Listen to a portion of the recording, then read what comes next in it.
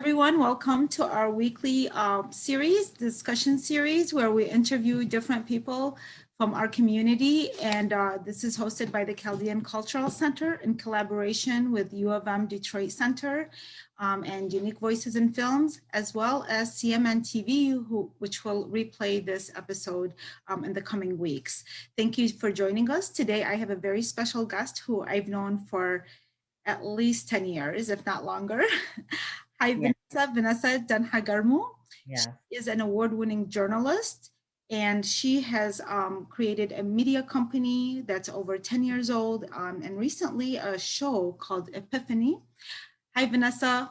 Hi, Liam. Thanks for having me. Yeah, I think we've known each other at least 10 years, if not longer. Yeah, I think since 2007, I think. Yeah, so I think a long time. And when I met you at that time, you were I knew you as a journalist, and you were writing, I think, for the Detroit Free Press. No, I actually was at WJR where we met. I was at WJR for years. Then I went to the Wayne County Executive's office. And then, I launched the Chaldean News with my partners, Martin and Mike, in 2004. But we had worked on it for 2 years. So never was at the Free Press, but I was a radio broadcaster for years.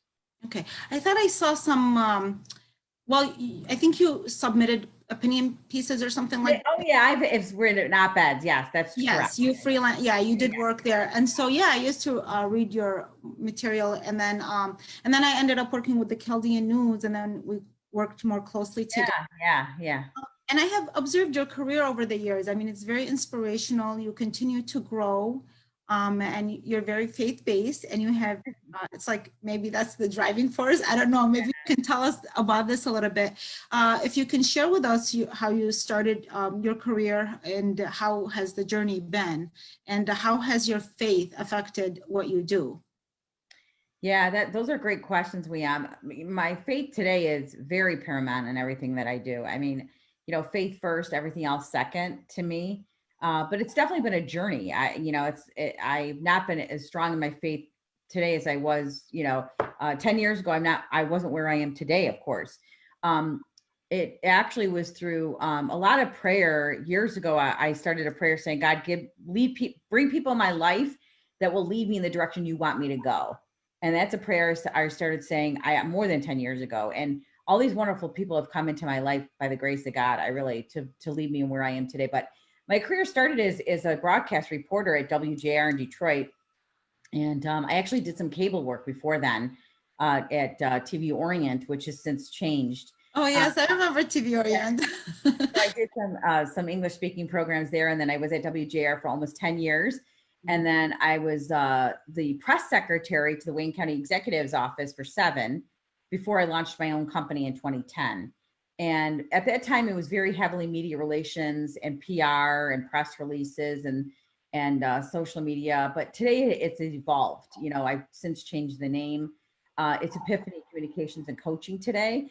And I really focus on communication strategy, content creation, and coaching. I'm certified leadership and life coach. I just got trained to do strength coaching with clients. So either coaching people on careers, coaching people on management, coaching people on leadership, to really have those epiphany moments and gain vision of where they need to go in the future, what direction they need to go into. So I really love that aspect of what I'm doing in that area. And I do Christian coaching too, where I bring faith, if the client wants it, faith into the coaching practice. And what made you lean towards that? Do you feel like there's a need, or what did you notice in people who were whether in business or some of the pitfalls in their careers that you felt like that you were filling a gap and a service for that? There's a few reasons that led me into that direction. One, I noticed working with clients. I've had wonderful clients over the last several years, 10 years, but I always noticed there was a disconnect in communication.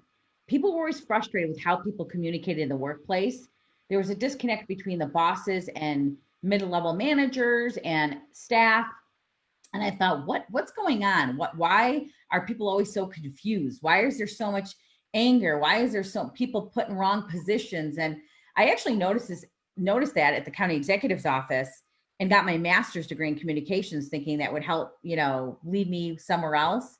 And then about a couple of years ago, I thought I got to add something else to my services and move away from media relations. I didn't want to write press releases that really so much anymore and pitch to the media. I really wanted to move into writing content for websites and newsletters and blogs and videos, and teach my clients to be their own newsrooms, and not rely on mainstream media anymore. And so that was part of my motivation, along with seeing this disconnect. And my friend, Ikhlas Bashi, and I were talking about this, and she goes, Vanessa, you should get a coaching certification. I thought, I've interviewed coaches over the years, leadership coaches and life coaches, and I'll look into that. And so I did a couple of years ago and got trained, got certified.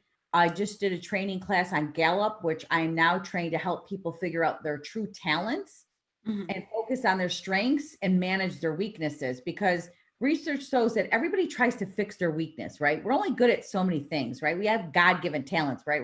You're a writer, you're an artist. That's a God-given talent and what you do. You and I probably can't do numbers very well, right? I hate QuickBooks. I hate all of that. It's like I'm forced to do it because when I do it, but then it doesn't bring me the kind of joy that when I'm doing. No, I mean, I make a lot of mistakes too. Yeah, but hopefully it's a small percentage of what we have to do in life. So really coaching, and what I'm geared toward, is helping clients figure out what their top 5 to 10 strengths are through this assessment, and really excel at that and manage your weaknesses. Like my top 5 strengths is I'm a learner. I like to learn information. I'm a communications person. I have input where I like to take information in, data, and give it back out to people. I also have individualization, where I could connect with people. And I have intellection, where I could really look at myself internally and figure out, where did I go wrong here? So those are my top 5 strengths. Somebody else may have discipline as a strength, or harmony as a strength, or strategic as a strength. That's in their top 5. So you got to work with people differently depending on where their strengths lie. That's how you excel in life, not trying to fix your weaknesses. But then in the process, is there any kind of focus on people's weaknesses, or do you learn to manage them? Energy away from it and put it in the strengths? Exactly. That's a good point, Liam. You don't want to put all your energy on trying to fix a weakness. You want to manage a weakness, right? Okay. So if I'm not good at something, can I source it out? Can I delegate it out? Can I get an assistant to do it? Or can I do a minimal amount doing it? Thank God my QuickBooks is not a lot of work. I spend, once a month for, not even an hour doing my QuickBooks, and I'm fine, because that's such a minimal part of what I do. Right? If I had to do a majority of my work on QuickBooks or accounting, I'd be a miserable human being. So we got to figure out, I'm going to manage my weakness by getting help to help me do it. Maybe partners, colleagues, friends, somebody else to help me do things that I'm not very good at. Like, I'm not a natural organized person, Liam. That doesn't come naturally to me. You should see my desk. I don't even want to show you. What? I literally bring people in who are organized and say, okay, I need help today. Somebody come in and help me organize my office, because I can't even think straight anymore. Thank God my daughter has that natural talent, and she'll literally take so you got lucky. I do. She'll take apart my office, take apart my cupboards. She has organized my pantry. I can't tell you how many times. That's not a natural talent of mine. So I need help in that area. Yeah.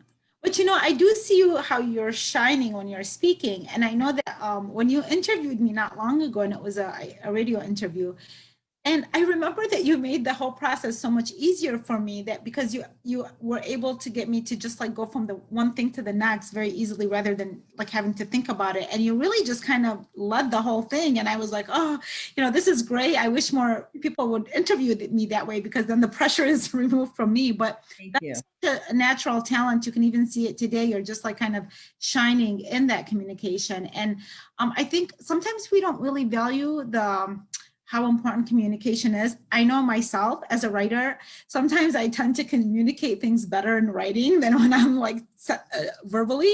And then my thoughts, get like in different places, because when I write, it's just, this is what I feel like where I'm at home. But then when I'm speaking, it's like, it takes me out of my comfort zone. And it does take a lot of, it takes a different type of skill. So But I do notice that it's very important, because when you are sharing this idea, if it's not in writing and you're doing it verbally, if the person does not receive it clearly and, you know, and concisely, then there's going to be an issue there, especially in business. If you are trying to close a deal, you know, and you go in and you start communicating one thing, you start talking about the project, and then the next thing, or that whatever you're trying to sell, and then you go off in a different tangent, right there, you know, you forgot your purpose. And so do you help people like hone in into what is their goal? What are they trying to do? Exactly. Focus is very much part of what I do in terms of coaching and communication strategy work, is write those thoughts down. What messages are you trying to communicate? Not only to your potential clients, but to your staff, to your personnel. I mean, to your spouse, to your children. I mean, all of that plays a part in how we have success. Communication is essential. You hit it. It's very key.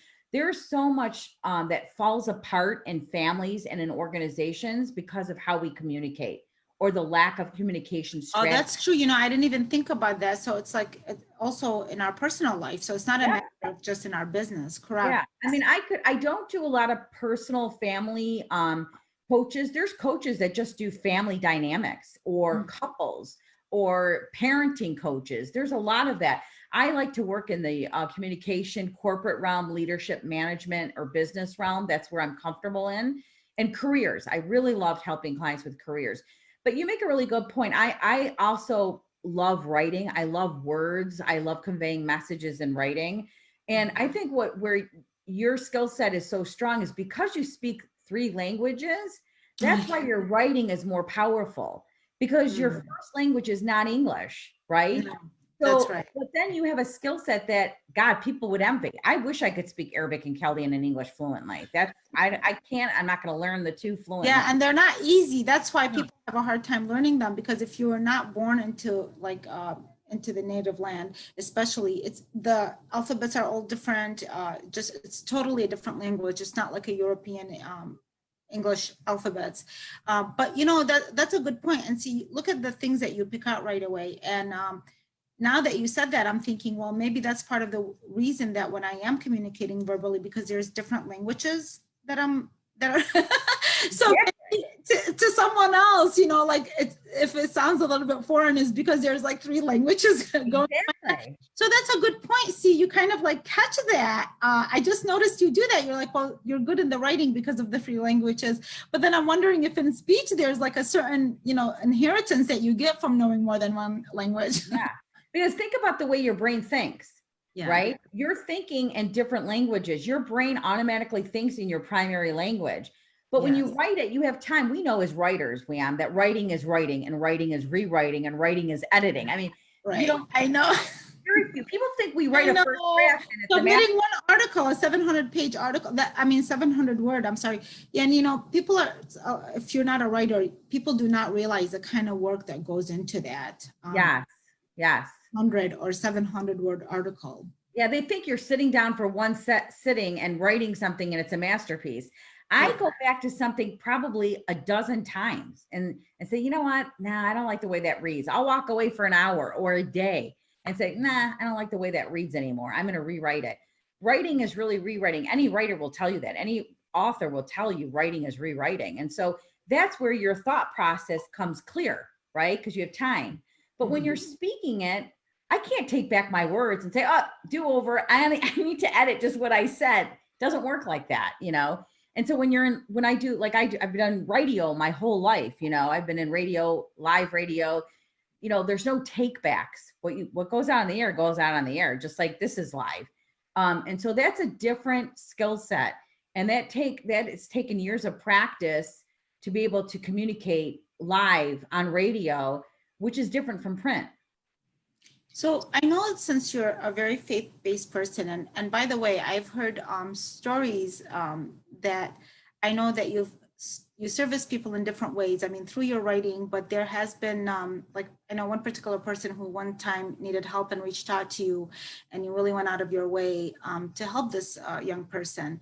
And it was very impressive. And just for the sake of just her own privacy and stuff, I don't want to, you know, share that much information, but I know that it kind of showed me that side of you, that faith faith-based side, that it's not just about the work involved on the outside, but that you really have this genuine spiritual side. Very, very, I mean, it kind of spoke, your actions spoke to who you are. And that really is what happens when somebody does something without trying to get any credit for it, versus like all the other things that you might be doing that is on the outside world. So yeah, so I can like vouch for that I've heard. That's very kind of it. That is well, this is the true faith base, because a lot of people, it's unfortunate, but I don't want to say a lot of people, maybe that's being judgmental, but there are some people who might say that, but then you see different actions in the background. But that's not the case with you. I know that for sure. Well, Jesus taught us what you did for at least of my brothers, you did unto me, right? So yes, I try to keep that in mind. And Liz, I thank you for that. It's very kind of you. But I feel like when I make it to, God willing, when I make it to heaven, because I'll probably spend some time in purgatory.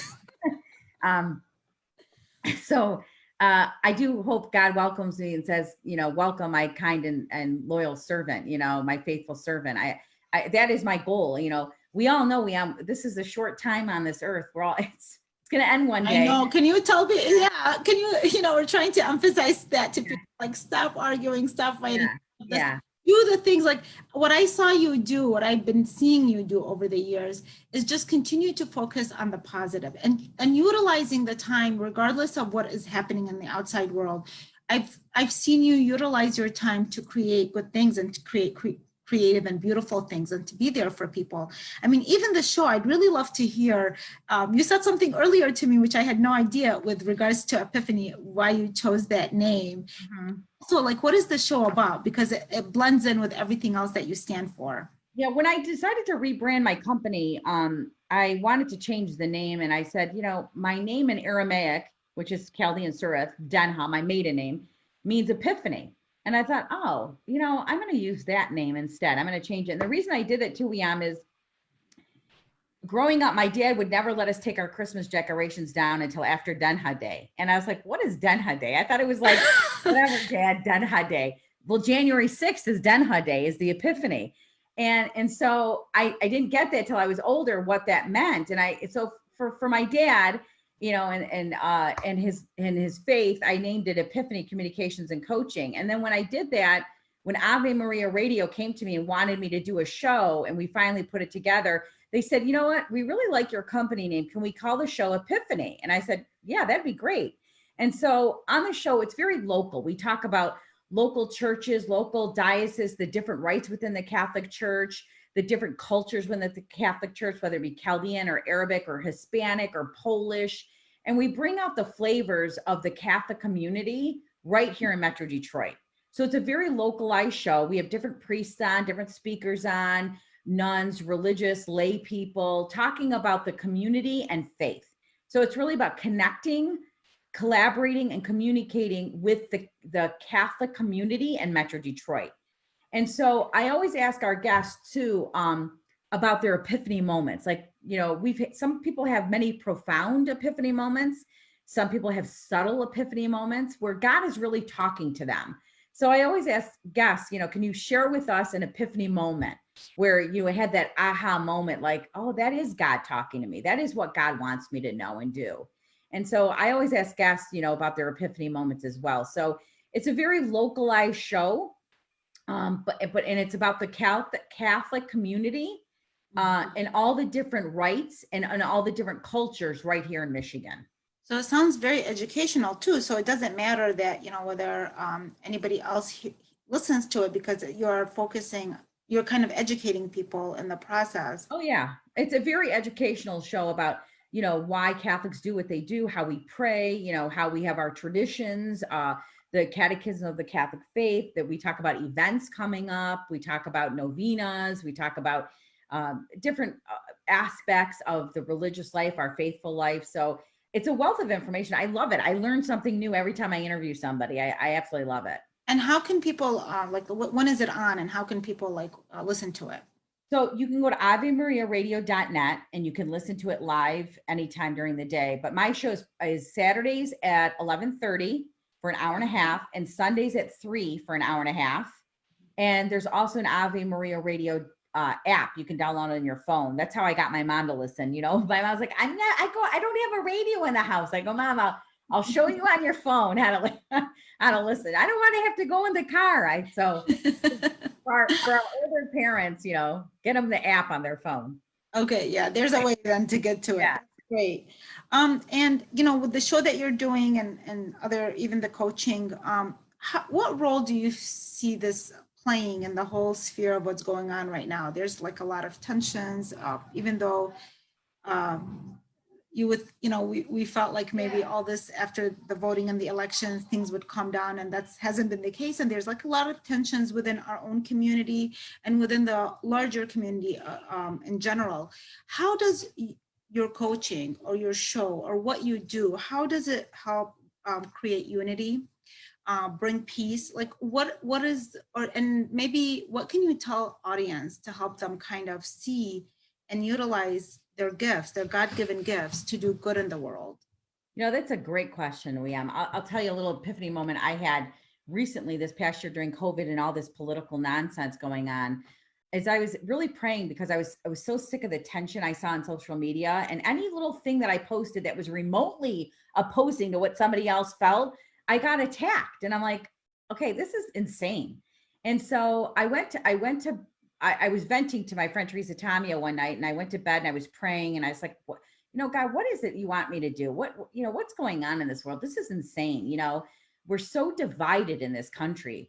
And I went to bed. I woke up the next morning, and I've never seen this before this time, and I never saw it again. But in the shadow of my office right here, this window, was a humongous cross that was in the shadow. And it was like God was telling me, I really felt God was telling me on my heart, stop getting engaged in this negativity. Just talk about me, share me with the world. So on my social media, I started just posting scripture verses and pictures and something funny and something enlightening to engage people more. Now, did I comment on some political stuff? Sure. But it was very minimal. And I tried to share God and share truth and faith, but in a fun way, in an engaging way. And uplift people. I think there's way too much negativity in the world. And I think if people use social media platforms to share positive stories, share scripture, share something in their faith, share Jesus, share Mary as Catholics, you know, share something about the saints, you know, and bring other people to Christ, bring peace instead of fighting. Listen, whoever the president's going to be, okay, because there's, you know, are these votes fraud? I don't know. 50% of us are going to be happy. 50% of us are going to be mad. But at the end of the day, you know, God is still in control. Jesus is still king, and we're all going to die one day. So how are you going to live your life? Really? I love what you're saying, because I feel like so many people have given their power away to who's going to be president, and they get caught up in that when really the master of the masters of the masters is God. I mean, and that's within us, and just our faith. Nobody can take that away, regardless of what person has the position that they have. And I have seen on social media that you have brought a lot of humor to this. I know that there was one where you said something like, if you don't know how to keep counts of something, like check with the Chaldeans who have a list of how much they got in their envelopes, like from 20 years ago.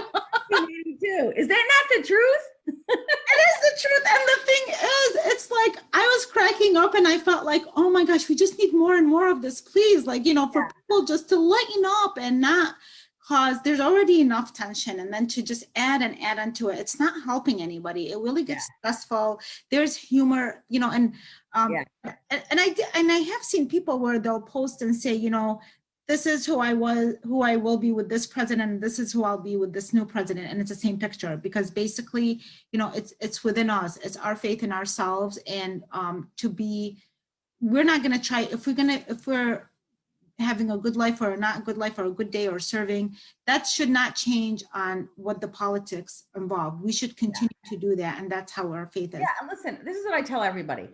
If you really want to be the change, like I was very discouraged by so many Republicans saying, well, I'm never going to vote again because it doesn't matter, there's fraud. I said, listen, that's just stupid. Okay, do your part, use your talent. If you believe in a candidate, go help to that. That's right. That's right. You know, I mean, leave the rest to God. You do your part. Like, yeah, you know, even the last time in 2016, people thought, okay, well, for Hillary, and then there was like fraud and whatever, but it's like, and then they don't want to go vote. And but it's like, do your part and just leave the rest. The rest to God. Like, don't try to be so in control of things, and trust the process. And whatever does happen, nobody can take away your faith. Yeah. Sure. And you know, listen, Liam, at the end of the day, I'm a true believer, and whatever happens is the will of God.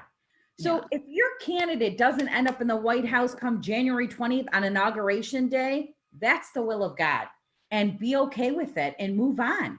I mean, and Vanessa's shows is still going to be on, so you guys can watch it. And if you need, if it's affecting how you handle your business, the center will still be available for coaching. So she can handle that stress management thing by having you focus rather than on the news. You can focus on your career. And really, it does matter. I think like when you have that kind of open mind and open heart, you can help a lot more people. I want to say this one thing though that I think is important because of what you said about not being able to express yourself. I think that regardless of what your affiliation is, you know, I was born in Iraq, and the nice thing about that is the fact that you learn another language and other things. There's a lot of beautiful things there. I have a lot of beautiful friends. But one thing, we were very affected and oppressed because being Christian and not getting involved in the Ba'ath Party really affected us. And my dad paid a big price just by making a comment that somebody did not like.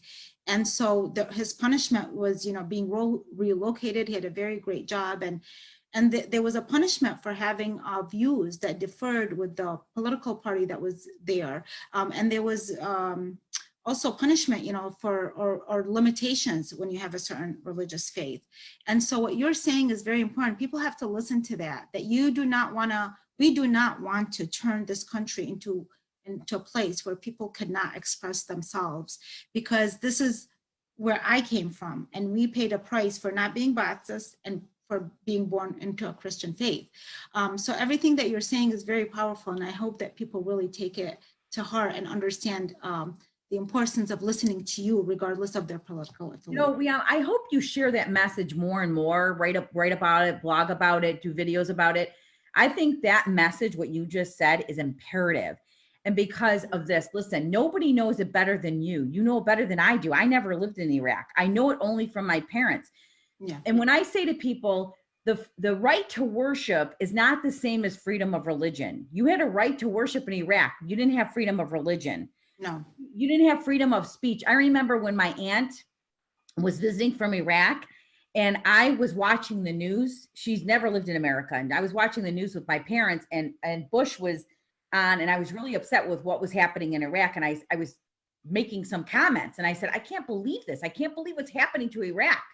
And I was going on. And my aunt said, shush, you're going to get in trouble. And I said, I'm going to get in trouble for what? She goes, you can't talk about the president like that. And I said, yeah, I can.